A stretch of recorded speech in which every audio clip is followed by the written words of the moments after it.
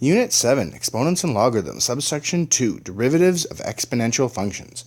So there's a bunch of things we're going to be able to do after this particular section. So you're going to be able to use limit theorems to evaluate limits of simple exponential functions. You're going to be able to find the limits of e to the x functions. You're going to be able to figure out the derivative of exponential functions using first principles. You're going to be able to find the derivative of exponential functions with base e and approximate some slopes of y equals e to the x for some specific values of x. So part 1, let's get started. Okay, so if f of x equals b to the x and b is bigger than 0, the exponential graph is called an exponential growth graph and looks something like that. Okay, so this is your basic exponential curve, just woo. Okay, it swoops up. Okay, and that's called exponential growth. The base is bigger than 0, and that's great. So remember the limit of these things, the limit as x approaches negative infinity is 0, right? The 0 is, y equals 0 is a horizontal asymptote, and the limit as x approaches infinity is infinity. So this was really big in Unit 5 curve sketching. Okay, there is a horizontal asymptote, y equals 0, and there is no limit as x gets bigger. Okay, now for b is less than 0, okay, so like a fraction or 1.5, so that kind of thing. Okay, the exponential graph is called an exponential decay graph. Okay, and that just is a flip in the y-axis. Okay, and it just looks like so.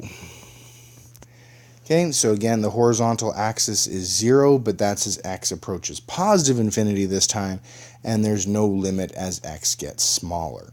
Okay, so these limits apply for all exponential functions, including e to the x, and you should memorize them. All right, so a couple of examples here. So find the limit as x approaches 3 from the left of 2 to the 1 over x minus 3. All right, well, let's just make that a little bigger. Okay, sorry, it gets kind of fuzzy when I try and expand that. So, okay, so the limit as x approaches 3 from the left of 2, 1 over x minus 3. So as we approach 3 from the left, that's like 2.9 kind of thing. So that's like 2.9-ish. Well, 2.9 minus 3, okay, that's a negative.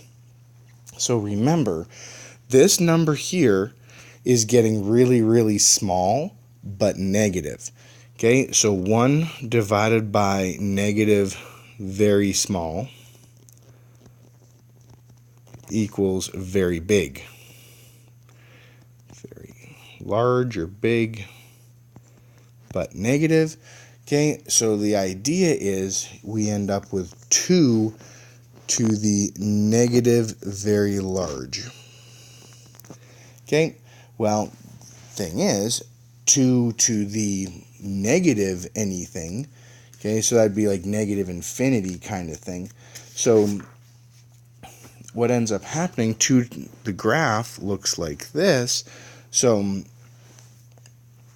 2 to the negative infinity, okay, so the negative infinity is kind of down there, so that limit is 0. Okay, sounds good. Oops, no, too far.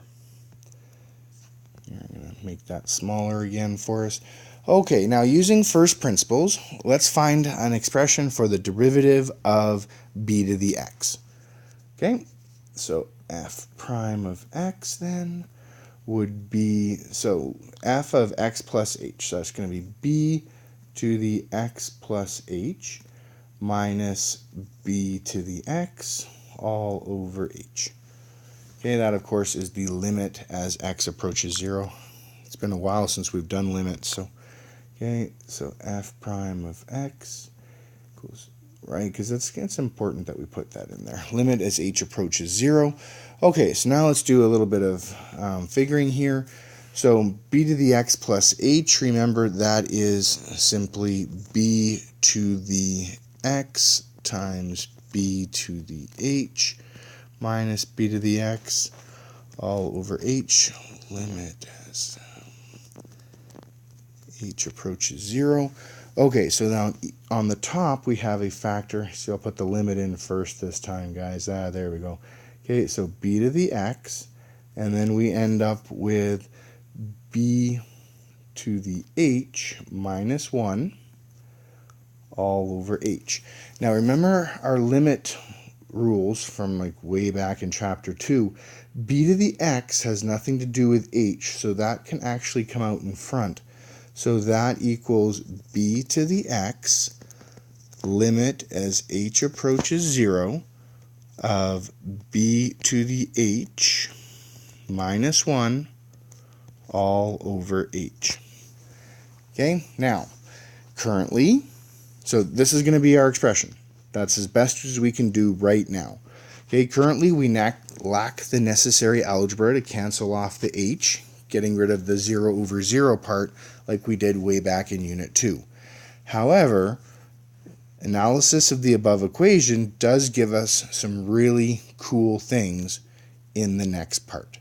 Okay, so that is the best we can do for the derivative of b to the x right now. Thanks for watching. Talk to you next part.